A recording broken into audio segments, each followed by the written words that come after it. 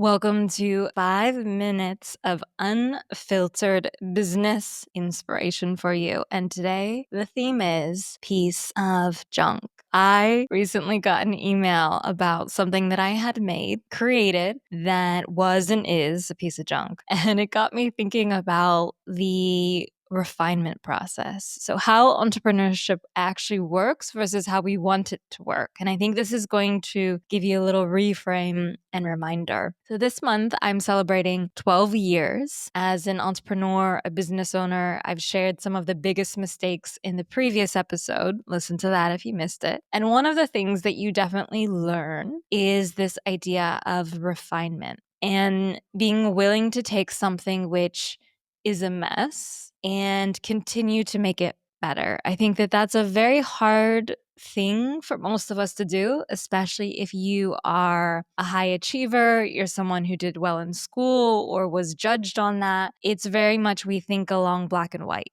You got it right or you didn't.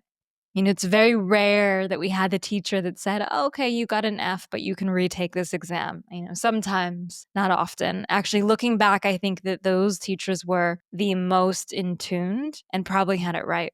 But this idea of refinement. So the email that I got was a reminder to pick up a piece of, I don't think I can call it a ceramic piece because it's such a piece of junk. Like it really was so ugly as I was making it. And it was one of my first experiences using clay to create something. And I wanted it to look like a Grecian vase with these different gods and goddesses on the side of it. Pretty ambitious, admittedly, for a new pottery person with no experience. And of course, it didn't look anything like that. I don't really want it. It's probably not a great attitude to have as an entrepreneur, but I was just thinking, this isn't good. And I don't really want to pick it up because then it's my responsibility.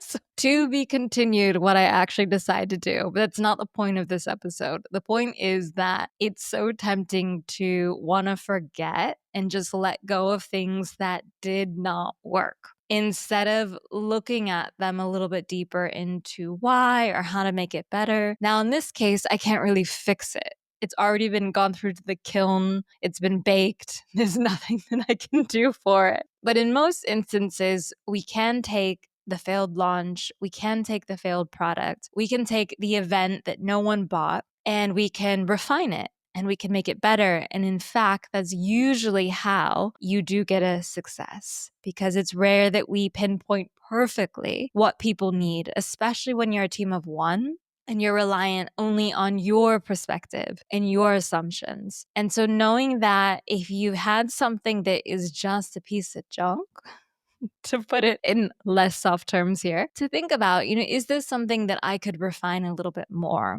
Do I want to? If I weren't so embarrassed by how it turned out, would I want to see this work? I think that's the big question. Would I want to see this work? So for me, for example, with the pottery, would I want to try again? Of course. Of course I will try again. I'm not going to just stop at that one failed Grecian piece of junk. I'm going to make loads of cheese plates and who knows, other things for the future. This can apply right now to whatever you are thinking about, frustrated by, things you don't want to share. And you don't have to. You don't have to tell anyone about what happened, the reality. But know that you can shift it. You can change it. And I will actually say, because now it's been 12 years in business, it will be helpful if you share this failure. It will be because you get an outsider's view and you also realize you're not the only one. There are so many times that I've created things that didn't work, and being able to talk to someone else who is successful and say, hey, this didn't work. And they can not only give me advice and input, but they can also say, I also did this, is something that you just need karmically as an entrepreneur. You need to know that you are not the only one creating junk, that everyone has done it, will continue to do it, and that is just part of the process. So keep inspired and don't let it define what you do next.